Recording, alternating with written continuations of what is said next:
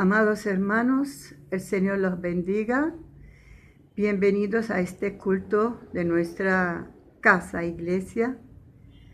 En este tiempo en que vamos a estar reunidos juntos como hermanos desde nuestros hogares por medio del internet y hacer culto al gran yo soy, al Dios eterno, quien fue y quien es y quien ha de venir.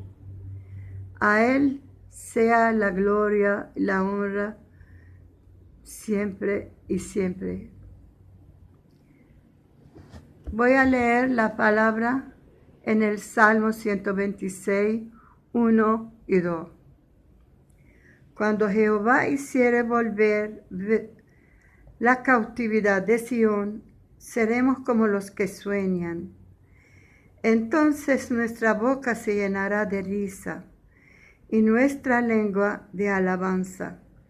Entonces dirán entre las naciones, grandes cosas ha hecho Jehová con estos.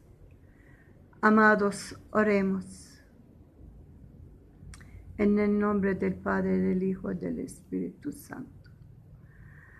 Santo Dios, amado Padre Celestial, venimos ante ti, Señor, para adorarte, para exaltarte, para darte las gracias por tu presencia en nuestras vidas y en este culto en especial. Santo Espíritu, derrama de tu fuego sobrenatural y prepara nuestros corazones, Padre, para recibir y entender la palabra de hoy. Padre, ayúdanos en esta circunstancia en la cual estamos pasando. Dios, en el nombre de tu Hijo Jesús, aleja este virus terrible de nuestra nación y de todas las naciones del mundo.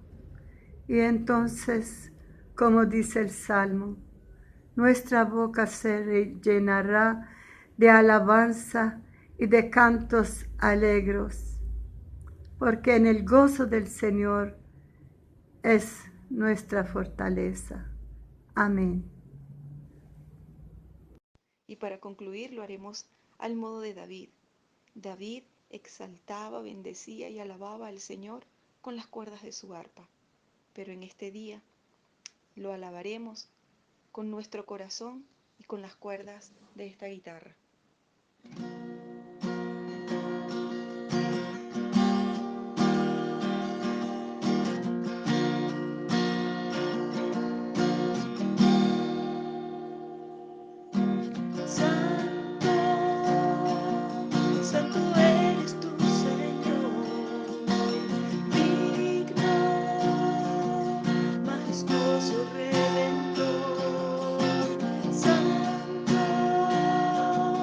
Santo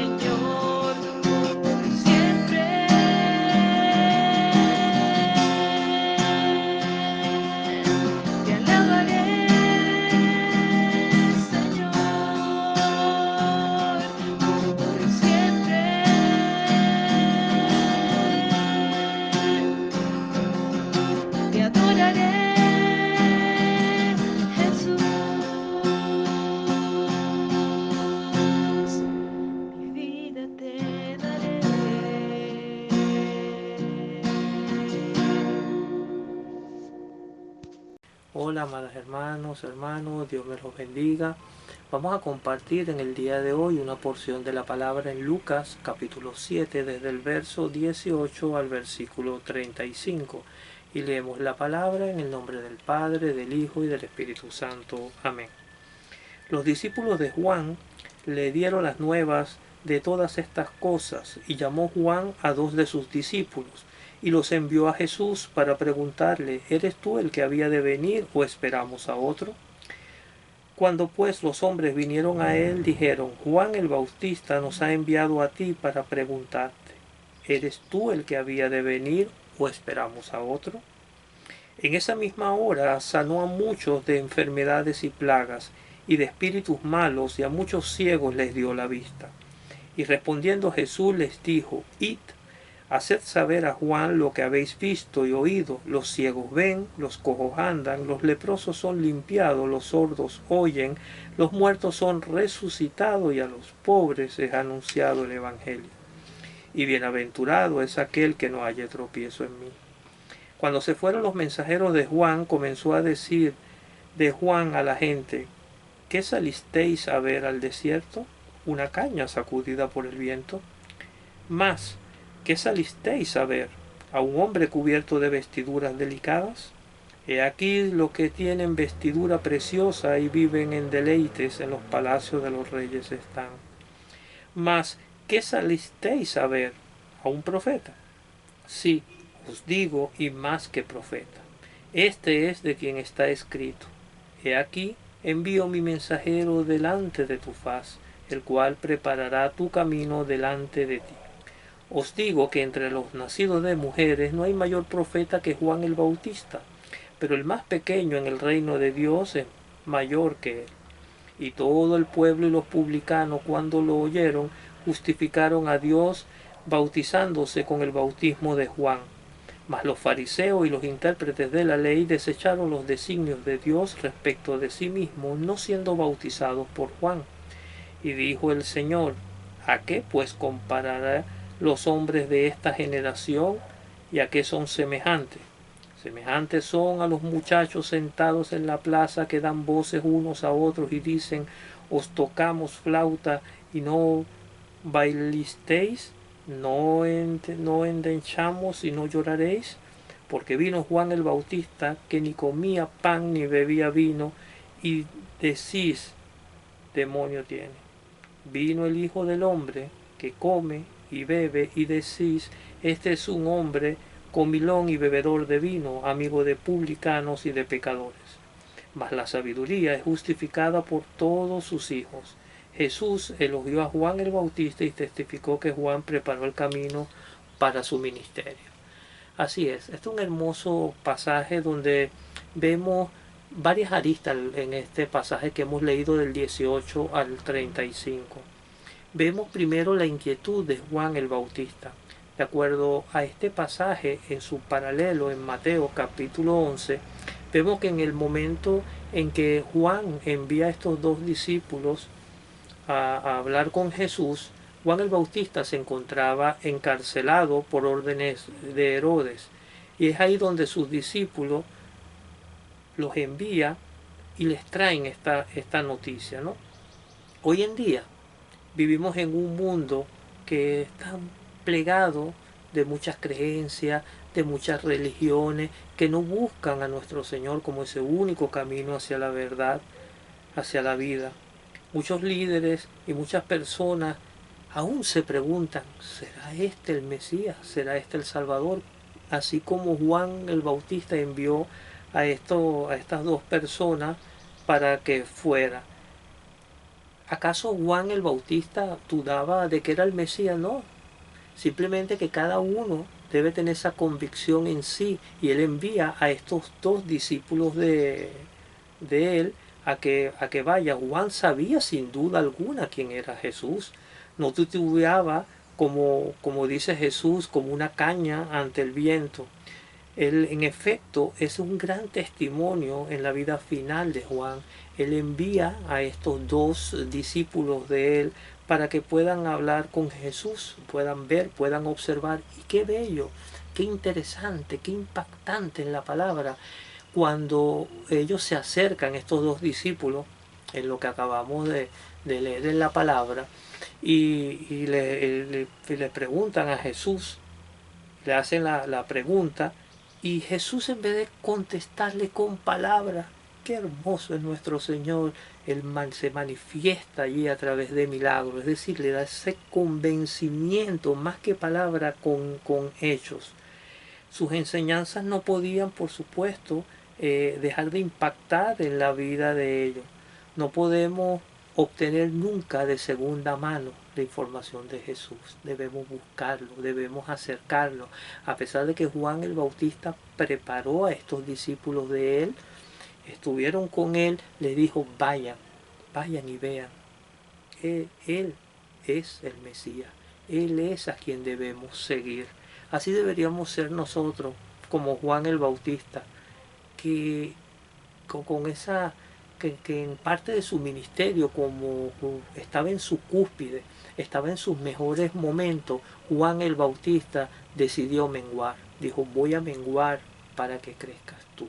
Qué hermoso cuando uno pues se prepara, cuando uno tiene ese anhelo de servir al Señor y de reconocer que todo lo que nos tenemos es porque Él nos lo ha dado a nosotros. Sin duda alguna, las obras que testifican que Jesús es el Salvador y es el Dios del mundo, más que palabras, son los hechos. Nosotros vemos cómo Juan el Bautista envía a estos discípulos para fortalecer sus testimonios. ¿Cuáles son algunas de las cosas que alguien tiene y se las pide, puede dar? Bueno, podemos dar dinero, podemos dar alimento, podemos dar ropa, podemos dar techo. Ahora, ¿cuáles son algunas de las cosas que uno puede tener y no puede dársela a otras personas? Salud, talentos y dones, porque eso nos los da el Señor. Mientras estaba en Galilea, Jesús sanó el siervo de centurión y volvió a la vida el hijo de la viuda, que son los pasajes que anteceden a lo que estamos estudiando el día de hoy. La expresión aquel que había de venir, cuando lo leímos en el pasaje, se refiere al Mesías prometido. Juan el Bautista ya había testificado que Jesús era el Mesías prometido, que salvaría a su pueblo de sus pecados. Si Juan el Bautista ya tenía el testimonio de Jesucristo, ¿por qué entonces enviaría a estos discípulos para que ellos observasen? Es porque todos nosotros requerimos tener un encuentro personal con Dios. Si por alguna razón no lo hemos tenido, debemos pedirlo, debemos estar seguros, apegados a que es nuestro Mesías, Él es el Salvador, y esa convicción la da cuando cada uno de nosotros tiene un encuentro verdadero, un encuentro genuino con el Señor. ¿Qué podemos esperar del Señor Jesucristo cuando pedimos que Él se revela a nuestras vidas? Él se revela. Cuando nosotros le decimos, háblanos Señor, Él nos habla. Si procuramos la confirmación de alguna verdad, el Señor está allí siempre para fortalecer el testimonio. Fíjense que en ningún momento nuestro Señor Jesucristo se ofendió al momento en que los discípulos se acercaron. Todo lo contrario, hizo los milagros para que se pudiera testificar. ¿Y para qué son los milagros? Son para consolar a los santos. ¿Quiénes somos los santos? Somos nosotros, los apartados para el Señor. Y fortalecer nuestra fe. Para eso el Señor Jesucristo hace los milagros y los hace para quienes los aman, para quienes le temen, para quienes le sirven. La fe es algo que debemos ejercitar. Le fue confiada una misión divina a Juan el Bautista, una extraordinaria misión que era preparar el camino. Nuestro Señor Jesucristo, en los últimos versículos que acabamos de leer, dice pues que Él es Juan el Bautista, quien ha preparado el camino. ¿Quién ha recibido cargo semejante antes o después de Jesús? Nadie, ninguna persona. Segundo, a Juan el Bautista se le confió la importante misión de bautizar al Hijo del Hombre y le fue requerido efectuar él mismo. ¿Quién tuvo el honor de hacer eso? ¿Quién tuvo tan gran privilegio y gloria? ¿Quién llevó al Hijo del Hombre a las aguas del bautismo y tuvo el privilegio de ver descender al Espíritu Santo en forma de paloma, o mejor dicho, la señal de la paloma como testimonio de esa administración. Y por tercera causa, donde podemos decir que Juan el Bautista era en aquella época el único administrador legal de los asuntos del reino de Dios, se hallaba en él, aquí en la tierra, toda autoridad. Los judíos tenían que obedecer sus instrucciones o ser condenados por su propia ley. Y Cristo mismo cumplió con toda la justicia observando la ley. Él había dado a Moisés en el monte y de esa manera la magnificó y la hizo honorable. En lugar de destruirla, la cumplió. Ese es Juan el Bautista, y por eso el Señor dice que no hay profeta más grande que haya nacido de una mujer, porque vino a preparar el camino, vino a bautizar en agua a nuestro Señor Jesucristo para hacer cumplir la ley. Es interesante la forma como Jesús, entonces vemos en este pasaje, le responde a los mensajeros de Juan, que en lugar de palabras realiza los milagros, testifica en esa misma hora, dice el pasaje, en esa misma hora, es decir, el momento en que le vienen a preguntar, Él lo hace. Y ese es nuestro Dios, ese es nuestro Dios que resucita, que nos da la vista. Y por tercero, podemos aprender lo que el Señor nos quiere hablar en este pasaje, que no hay otro como Jesús. Al considerar estas obras nos damos cuenta que verdaderamente no puede haber otro como Jesús. Primero, solo Jesús puede sanar cualquier enfermedad, aún las terminales. Id a hacer saber a Juan lo que habéis visto y oído, les dijo Jesús. Los ciegos ven, los cojos andan, los leprosos son limpiados, los sordos oyen. Solo Jesús puede sanar. Segundo, Jesús tiene el poder para sujetar aún a los mismos demonios. En esa misma hora sanó a muchos de espíritus malos. Y tercero, solo Jesús tiene el poder sobre la muerte. Vemos también que dice que los muertos son resucitados. De hecho, el pasaje que antecede, vemos cómo resucitó al joven, el hijo de la viuda. Sobre todo, el mensaje llega hasta los pobres y a los pobres se le anuncia el Evangelio, a los pobres que son de espíritu. Este hermoso pasaje donde vemos este hecho, donde Juan el Bautista envía a dos de sus discípulos estando en la cárcel, vemos esa inquietud de Juan el Bautista de culminar, de menguar, de decir vayan y vean, no me vean a mí que estoy en prisión, no se preocupen, observen al Rey de Reyes. Segundo, las obras que testifican que Jesús es el Salvador y Dios del mundo. Vemos los milagros que hizo delante de estos dos discípulos de Juan. Y tercero, sin duda alguna, no hay otro como tú, Jesús. Por eso te alabamos y te bendecimos. No hay nadie que se iguale a nuestro Señor Jesucristo. Nadie en la faz de la tierra ha recibido ni recibirá títulos de honor y de grandeza como nuestro Señor Jesucristo. Él es nuestro Salvador, Él es nuestro Señor, Él es el Cristo, Él es el Mesías esperado, Él es el Consolador, Él es el Rey de Reyes y Señor de Señores, Él es el Príncipe de paz, Él es el Dios eterno, Él es el Cordero vivo, Él es el León de la tribu de Judá, Él es la cabeza de la iglesia, Él es nuestro sumo sacerdote, Él es el apóstol entre los apóstoles. A ti, Señor, te alabamos y te bendecimos. Gracias, hermanos, por haber compartido con nosotros la palabra. El Señor los bendiga grandemente.